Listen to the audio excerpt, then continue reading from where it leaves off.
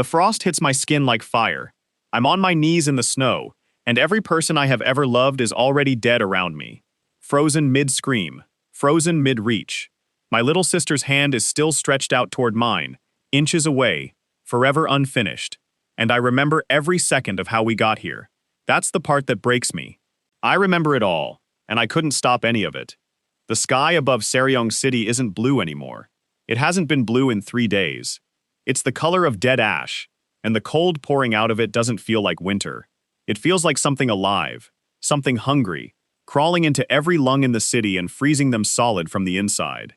I should be dead too. In fact, I am dead. I remember dying. And then I open my eyes, and I'm 11 years old again, standing in my childhood kitchen, and my mother is yelling at me to stop daydreaming and eat my breakfast before school. That's when I understand. I didn't survive. I got sent back. 7 years. I have 7 years before the sky turns to ash and the whole world freezes solid. 7 years, and this time, I know exactly what's coming. My name is Doyun Baek, and this was supposed to be an ordinary Tuesday. Instead, it's the first day of the rest of a life I already lived once, and already watched end in ice. Let me back up, because none of this makes sense without the context, and the context is worse than you think. 7 years from now, in the life I remember, the world didn't end with monsters or bombs or aliens. It ended with cold, a phenomenon nobody predicted, nobody understood, and nobody survived preparing for. Scientists called it the frost collapse. One morning the temperature dropped 40 degrees in an hour. By noon it was -60.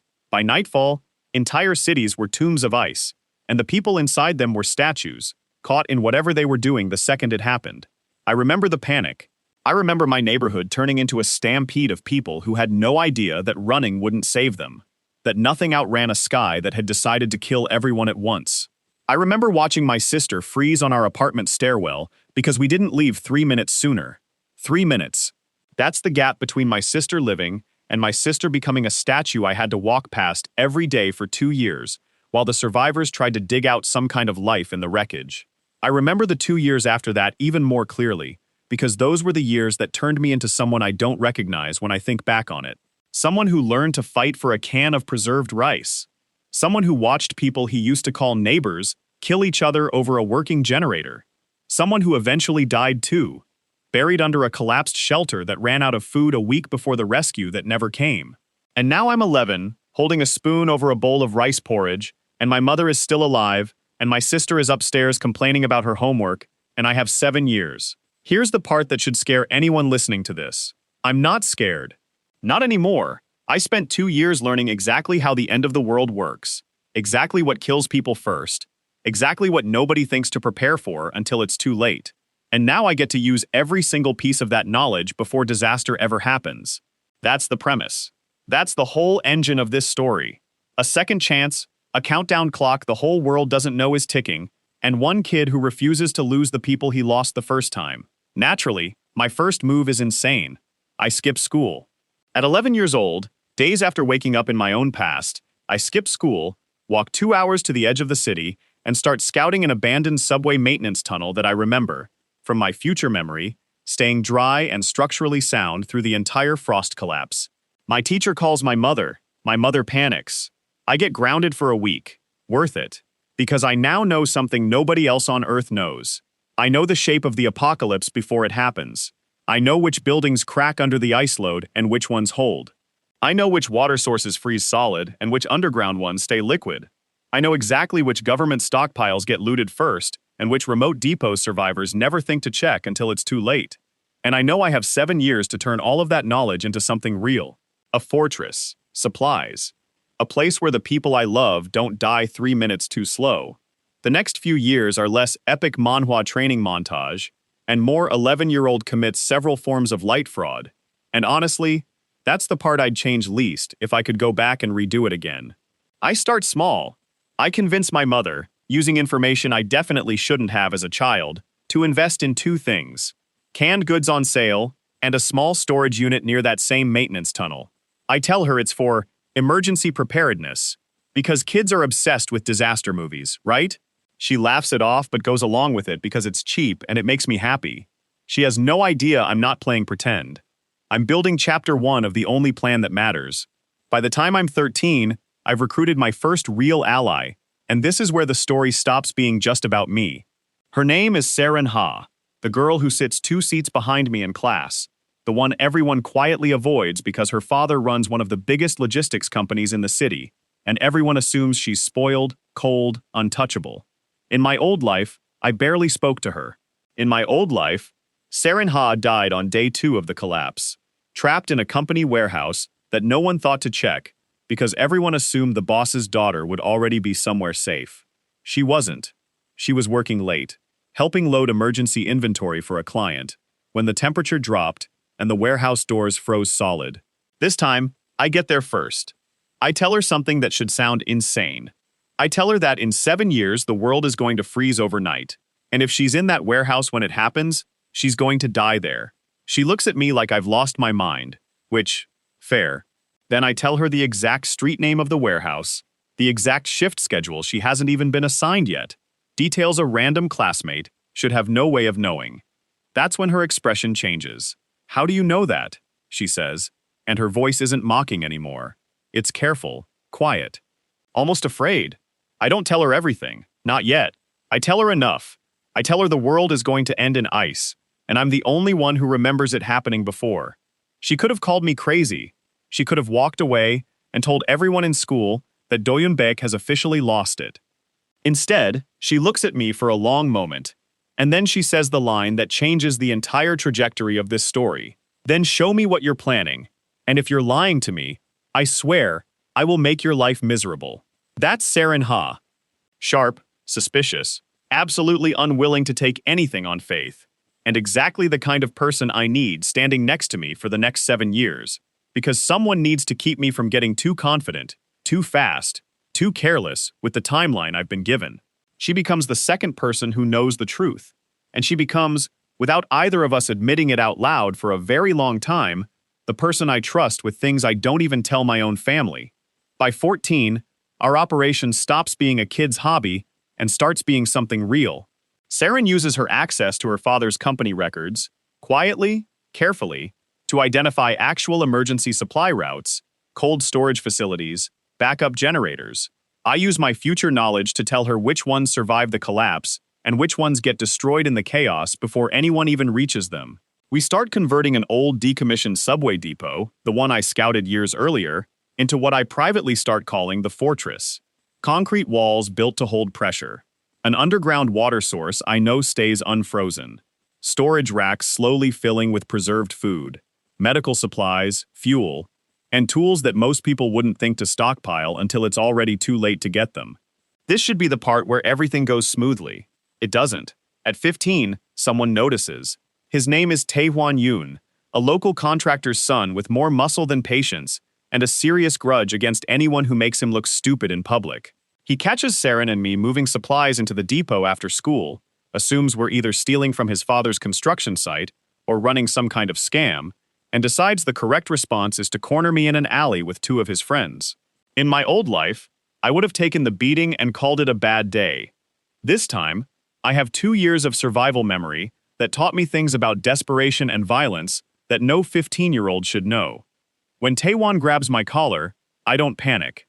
I catch his wrist at the exact angle that makes him lose his grip, drive my knee into a spot that puts him on the ground gasping, and calmly tell his 2 friends that they can help me carry supplies, or they can explain to their parents why they're both limping home. They help me carry supplies. Taewon doesn't take it well. He swears revenge, storms off, and for about 3 weeks I genuinely think I've made an enemy who's going to be a problem for the rest of this story. Then the twist happens. The one I didn't see coming, because apparently 7 years of foresight doesn't make you immune to actual character development. Taewon comes back. Alone. No friends. No threats. He stands outside the depot entrance, looking like someone who's spent 3 weeks arguing with himself and lost. "My dad's crew builds bunkers for rich people, scared of nuclear war," he says, arms crossed, refusing to make eye contact. "You're building something like that. I want in. And before you say no, I already know you're hiding something bigger than emergency preparedness." I don't tell him the full truth immediately, but I do something that surprises even me. I offer him a trade. His father's construction connections, structural expertise, and heavy equipment access in exchange for a place inside the fortress when the day comes. He agrees before I even finish the sentence. That's status flip number 1. The bully becomes the builder. And it's not the last time someone from my old, doomed timeline ends up standing on the right side of history the second time around. By 16, our operation has 3 people who know a fragment of the truth, a location most of the city has forgotten exists, and a stockpile large enough that if anyone official ever found it, there would be serious questions asked. Which, of course, eventually happens. A city inspector named Han Soo-cho, a mid-level bureaucrat with an unfortunate talent for finding things people want hidden, stumbles onto records of unusual activity around the old subway depot. Unauthorized renovations, suspicious deliveries, a group of teenagers with resources that don't match their family incomes. He corners me outside school one afternoon, flashing an ID and a look that says he thinks he's caught something big. You want to explain what 3 miners are doing funneling supplies into decommissioned city property? He asks. And for a second, my whole plan feels like it's about to collapse in front of me. 7 years of preparation, undone by paperwork. Here's where I make the decision that defines the second half of this story. I don't lie. I tell him the truth. All of it. I tell him about the frost collapse. I tell him the exact date, 7 years from that moment, when the sky turns to ash and the temperature drops 60 degrees in an afternoon. I tell him about my sister freezing on our stairwell, about the 2 years of starvation and violence that followed, about dying under a collapsed shelter with no rescue coming. He should laugh at me. He should write me off as a disturbed teenager and walk away. He doesn't, because it turns out Han Soo-cho isn't just a city inspector. Years earlier, before a transfer to civilian administration, he worked in a division that tracked unexplained atmospheric anomalies, a division that got quietly shut down after insufficient evidence, despite several unresolved reports about temperature irregularities that matched, almost exactly, what I just described to him. His face goes pale in a way I've never seen an adult's face go pale. There's a file, he says slowly, a classified one, about temperature spikes in the upper atmosphere. Everyone assumed it was measurement error. I always thought it was something else. That's the moment this stops being one kid's quiet survival project and starts becoming something much bigger, something that pulls in resources, warnings, and enemies I never accounted for. Because word about the classified file doesn't stay contained.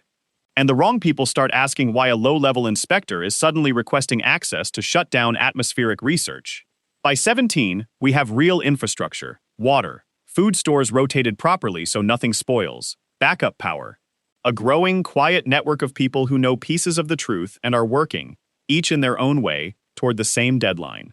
Saren has redirected enough of her father's company inventory that an entire wing of the fortress is stocked with industrial-grade cold-weather gear. Nobody questions because, officially, it's surplus inventory awaiting disposal.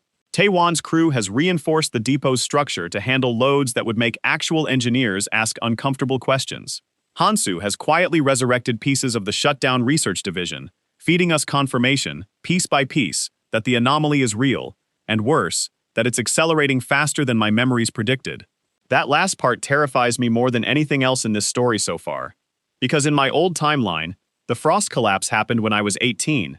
Saren's data, cross-referenced with Hansu's resurrected research, suggests it's arriving earlier, months earlier, maybe more. The countdown I thought I controlled just got shorter, and nobody warned me it could.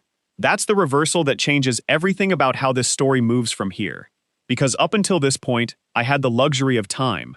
I had years to build slowly, recruit carefully, expand quietly. Now I don't. And there's a second problem, one that's about to become the sharpest blade in this entire story. My sister.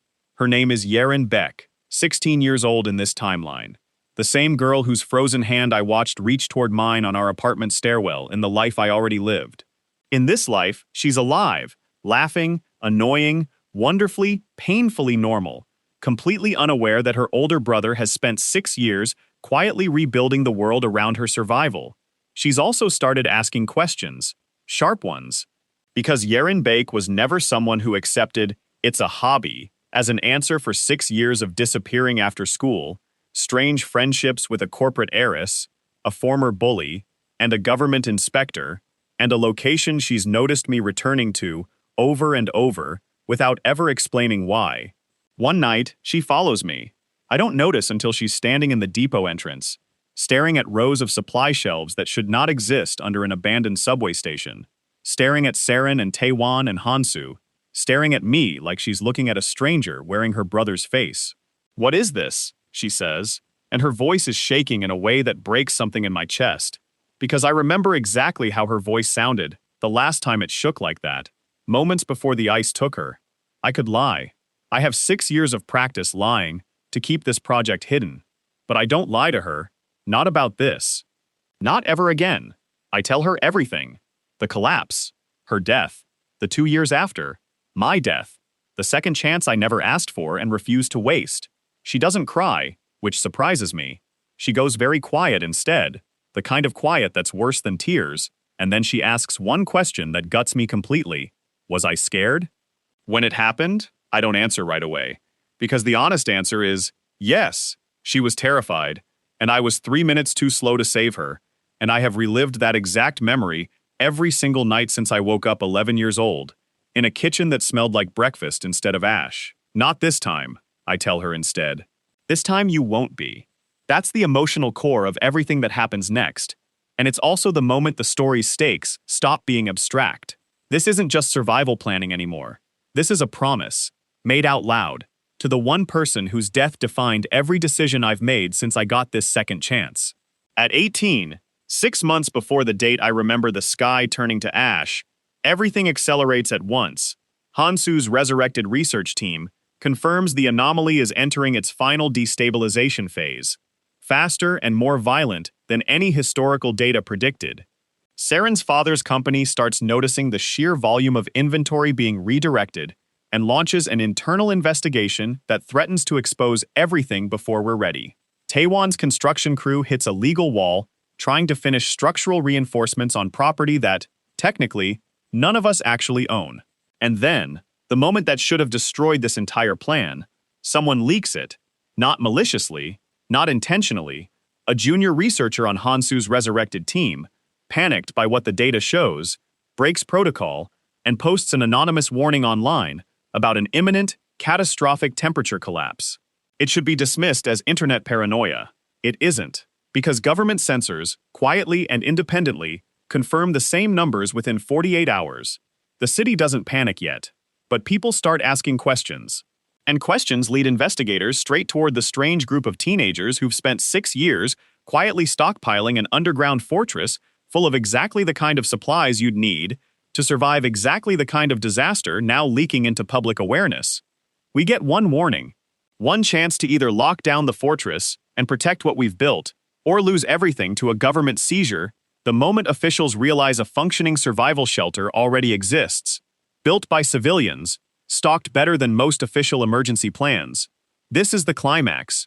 This is the moment everything either holds or collapses.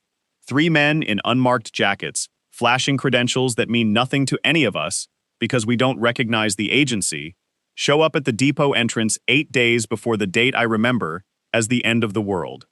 They tell us, calmly, professionally, that the facility and its contents are being placed under emergency federal oversight, effective immediately, which means, in plain language, they're taking it.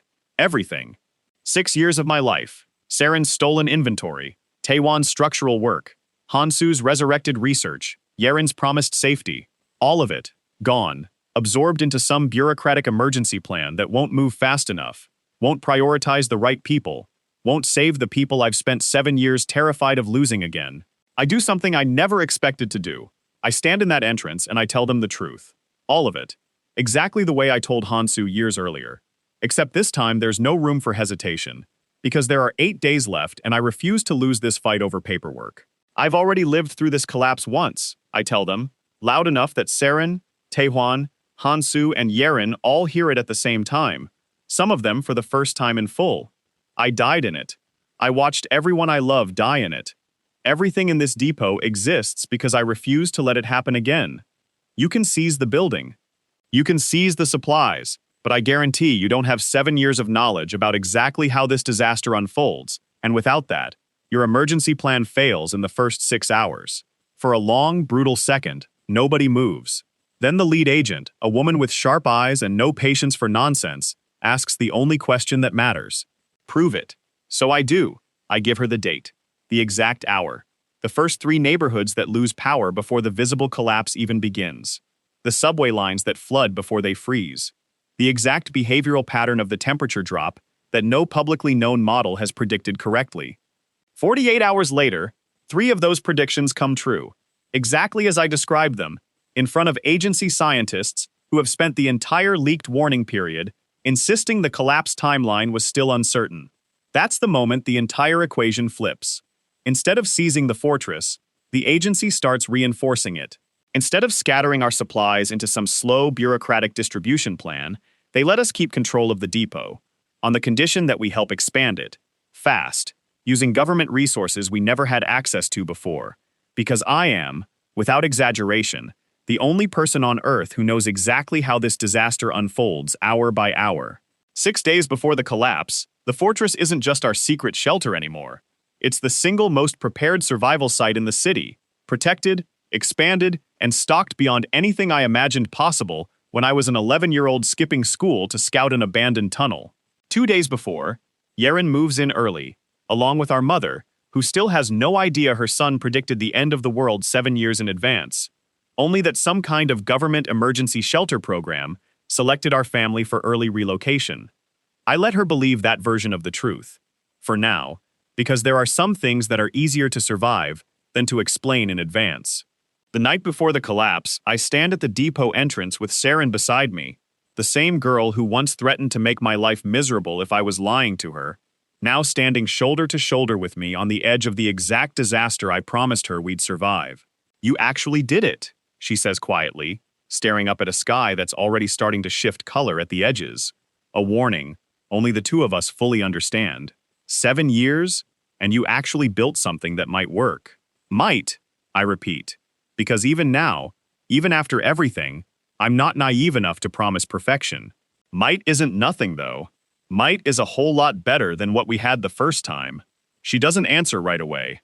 Instead, she looks at me the way she looked at me the very first day I told her the truth. Careful, searching, like she's still deciding whether to trust the impossible thing standing in front of her. Then she says something that isn't part of any plan I made. "There's something you don't know," she says. "Something my father's company found in an old research archive. About what actually causes the frost collapse. It's not natural." My stomach drops in a way that has nothing to do with the temperature. "What do you mean it's not natural?" She doesn't get a chance to answer, because right then, the sky above Seryong City turns fully to ash, 6 hours ahead of the exact moment I remember it happening the first time, and the countdown I spent 7 years preparing for finally, violently, begins. The sky finishes turning before I can even process what Saren just said. Ash gray, wall to wall, horizon to horizon, and underneath it, the temperature doesn't drop. It falls, like something reached up and yanked it out of the air. "Not natural," she said. I don't get to ask what that means. Not yet. Because right now the world is ending 6 hours early, and there's no more time for conversations, only reactions. Inside, now.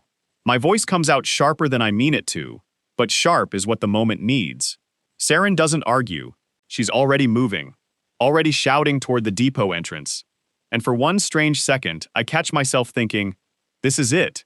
This is the moment I've spent 7 years preparing for, and it's finally here, 6 hours ahead of schedule, with no warning, no grace period, no last quiet night to say goodbye to the version of the world that still has a sky. The wind changes first. That's the detail nobody remembers from the history books, because most of the people who could have written those books didn't live long enough. The wind doesn't just get cold, it gets wrong. It stops sounding like wind and starts sounding like something breathing, slow and massive, somewhere just outside the edge of hearing.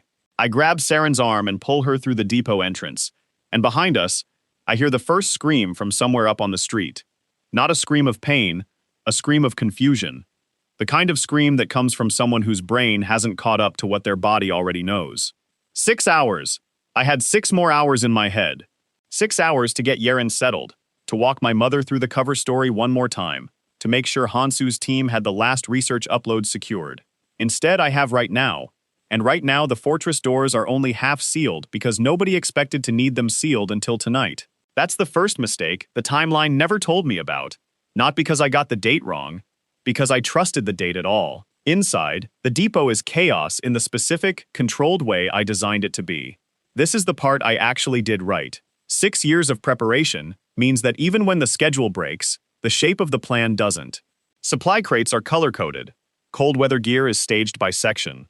Water reclamation lines are already primed because Taewon's crew ran a pressure test on them 2 days ago, which now feels less like luck and more like the only thing standing between us and dying of thirst in a frozen tomb. Seal count, I call out, and Hansu's voice answers from somewhere near the main junction. 7 of 9. 2 won't close. North corridor's jammed. 2 seals not closing sounds like a small problem, cited those seals. In about 90 minutes, cold that doesn't behave like weather. Cold that behaves like a predator. Taewon! He's already there before I finish saying his name, because that's what 6 years does to people who used to be strangers. It turns them into extensions of your own instincts. North corridor, he says, already moving. I know. Give me 4 minutes. 4 minutes. I don't have 4 minutes to give anyone, but I don't have another option either, so I do the thing every good leader in every good story does, at the worst possible moment. I trust him, and I move on to the next fire. The next fire is my mother. She's standing near the family quarters we built into the depot's old administrative wing, wearing the expression of someone who has just watched the sky do something skies aren't supposed to do, and doesn't yet have the vocabulary to ask about it. Doyun, she says, and her voice cracks around my name. What is happening? The news said it's some kind of weather event. But Yerin said you knew. She said you. Of course Yerin said something. I told her the truth months ago, and asked her to keep it from our mother a little longer, and apparently, a little longer ran out the second the sky turned to ash in front of both of them. I don't have time for a gentle version of this conversation, so I don't give her one. It's not weather, I say. It's the thing I've been preparing for since I was 11. I'll explain everything, I promise you. But right now, I need you to trust me and get into the shelter wing with the others. Please. There isn't time to argue this. She looks at me the way parents look at their children in exactly one specific moment in every child's life. The moment they realize their kid has become someone they don't fully recognize. Someone capable. Someone dangerous in the best possible way. It's not comfortable, but it's not nothing either. She goes, that's what matters. I find Yerin 2 minutes later, and she's not where I expect her to be. She's not in the shelter wing with our mother. She's at the north corridor with Taejon, holding a torch line steady while he works the jammed seal mechanism. Her hands not shaking, even though the corridor is already 10 degrees colder than the rest of the depot. You're supposed to be with Mom, I say, and it comes out harsher than I want, because fear does that. It makes the people you love sound like problems instead of people. Mom's fine. She's with the Hendersons and their kids. She's got people around her. Yerin doesn't even look up from the light she's holding. Taewon needed a third hand and you were busy. I did the math. This mattered more right now. She's 16. She's talking about triage priorities like someone who's been doing this for years, not months. And for one disorienting second, I don't see my little sister anymore. I see someone who might actually survive this, on her own instincts, without needing me to save her every single time. That thought should comfort me. Instead, it terrifies me a little, in a way I don't have time to examine yet. Got it, Taewon says, and the seal groans, shudders, and slams home with a sound like a held breath finally releasing. One left. The second jam seal is worse. It's in the supply corridor, the one holding almost 60% of our food reserves. And when we get there, the mechanism isn't just stuck, it's cracked. A stress fracture running clean through the housing that Taewon's crew installed 18 months ago. That shouldn't be possible, Taewon says, running his hand along the crack like it personally offended him. This housing's rated for pressure loads, 3 times what it's under right now. Maybe the cold's not just cold, I say, thinking of Saren's unfinished sentence. It's not natural. Whatever that means, it apparently means the rules I remember don't fully apply anymore. That's the second thing the timeline never warned me about. Not just that it would arrive early, that it might arrive different. We don't have a graceful solution. We have a desperate one. Taewon wedges an emergency support brace into the crack, the kind meant for temporary structural failures, not permanent seals. And we jam supply crates against the corridor length as a second line of defense, because sometimes preparation isn't about having the perfect answer. It's about having enough imperfect answers stacked on top of each other that failure has to work a little harder to find you. That won't hold forever, Taewon says. It doesn't need to hold forever, I answer. It needs to hold until I figure out what forever actually looks like now. Because that's the real problem underneath everything else happening tonight.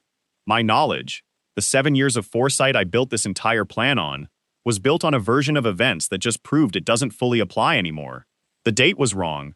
The mechanism might be different. And somewhere out there, past the ash-colored sky and the wrongness in the wind, the actual cause of all of this is still a mystery I haven't solved. I find Saren near the main junction, coordinating the last supply movements with a calm precision that would be impressive if it wasn't currently the only thing standing between us and total logistical collapse. You said it's not natural.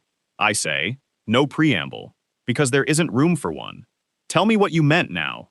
She hesitates, just for a second, glancing toward the depot entrance, where the temperature readouts are dropping in numbers that don't match any weather pattern in human history. My father's company got contracted, years ago, to help decommission an old energy research site, she says. I found the file by accident, going through archived project records for something completely unrelated. Most of it was redacted, but there was a section that survived the redaction, a note from one of the original researchers. She swallows. It described exactly this: a temperature collapse, global, and it called it a byproduct, not a disaster. A byproduct of something else entirely. A byproduct of what? I don't know. That's the part they redacted completely. But there was a term used twice in what I did read. She looks at me, and there's something in her expression I've never seen from her before. Not suspicion, not calculation. Fear, controlled and disciplined, but fear all the same. They called it the source event, like it was one specific thing, like it happened once, and everything since has just been the aftermath echoing outward. Everything since has just been the aftermath. If that's true, then the frost collapse isn't a disaster that's happening. It's a symptom of something that already happened, somewhere, once, and just hasn't stopped happening since. That's not the kind of thing I know how to plan around. We'll figure out the source event later, I say, because right now there's a more immediate problem, and it's currently visible through the depot's external monitoring feed, which Hansu rigged from salvaged traffic cameras months ago as an early warning system. Nobody thought we'd need this soon. The street outside is emptying in the worst possible way. Not evacuating, freezing. I watch, through grainy black and white feed, as a woman running toward a parked car slows down mid-stride, her movements turning stiff, mechanical, wrong, until she stops completely, one hand still reaching for the car door handle. She doesn't fall. She just stops, exactly the way my sister stopped on our apartment stairwell in the life I'm not supposed to remember. Except this time, it's not my sister. This time, Yeren is standing right next to me, alive, breathing, watching the same feed with an expression I can't read. That's what happened to me, she says quietly. The first time, isn't it? I don't answer, because the honest answer is written across the monitor screen in real time, and neither of us needs me to say it out loud. We can't save everyone out there, I say instead, and it's the hardest sentence I've said since I woke up 11 years old. We built for a smaller number. We built for the people we could actually protect, not the entire city. I know, Yeren says, but we can still save the ones close enough to reach in time, right? She's already looking at the corridor toward the depot's secondary entrance, the one facing the residential block, where a handful of families we've quietly, carefully recruited over the past year live within a 6-minute walk. Yeren, you don't have time to argue with me either, she says, echoing my own words back at me with a small, humorless smile. I know the layout. I know which families are on the list. Let me go get them. Every protective instinct I have says no. Every version of me that watched her die once says absolutely not again, not ever. I won't risk you for anyone. But the version of me that spent 6 years building a survival plan instead of a cage knows she's right, and knows that if I say no purely out of fear, I'm not protecting her. I'm just delaying the moment I have to trust her, and delaying it doesn't make her safer. It just makes the eventual trust more dangerous, because it'll come later, less prepared, with less time to react. Taewon goes with you, I say. Non-negotiable.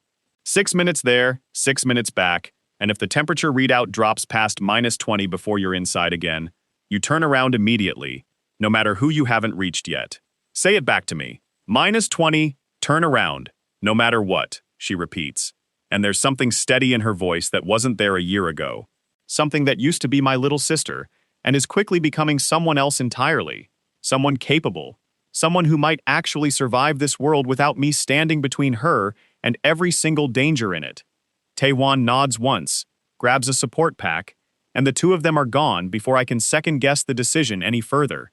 That leaves me with Saren, Hansu, somewhere in the depot's research corner, and roughly 5 minutes before the external temperature crosses a threshold I genuinely don't know the consequences of anymore, because my 7 years of foresight just got proven unreliable in the worst possible way. Doyun. Hansu's voice crackles over the depot's internal comm system, tight and strange in a way I've never heard from him before. You need to see this, now. Sublevel 3, the old maintenance shaft. Sublevel 3 isn't part of the original depot design. It's an access shaft Hansu discovered 8 months ago while running structural surveys, an old maintenance route that goes deeper than anything on the official city blueprints, deeper than anything that's supposed to exist under a decommissioned subway station. I find him standing at the shaft entrance, and even in the depot's low emergency lighting, I can see that his face has gone the color of the sky outside. What is it? I ask, and my voice comes out smaller than I want it to. Listen, he says, and holds up a portable seismograph unit, the kind his old research division apparently still had lying around, from whatever project got shut down years ago. At first I don't hear anything except the ambient hum of the depot's systems. Then I do. A pulse. Slow, rhythmic, coming from somewhere far beneath us, deeper than the shaft, deeper than anything Hansu's surveys ever mapped. It's not random. It has a pattern, a spacing between beats that feels less like geological noise and more like something with intention behind it. I started tracking this 3 days ago, Hansu says, voice low. I thought it was seismic drift, something related to the temperature stress on the ground. But look at this. He pulls up a second readout, a temperature graph from the surface monitors, layered directly over the seismograph pulse pattern. They match. Exactly. Every pulse from beneath the Earth lines up, beat for beat, with every recorded drop in surface temperature since the collapse began tonight. It's not causing the temperature drops, Hansu says, and I can hear him trying to convince himself as much as me. It can't be. Nothing organic generates a pulse pattern like this, in sync with a phenomenon this large. Unless it's not organic, I finish, thinking of Saren's redacted file, of a source event that started once and never stopped echoing outward. Unless it's something else entirely. Hansu looks at me, and for the first time since I told him the truth about the collapse years ago, I see something in his expression that isn't just belief. It's dread.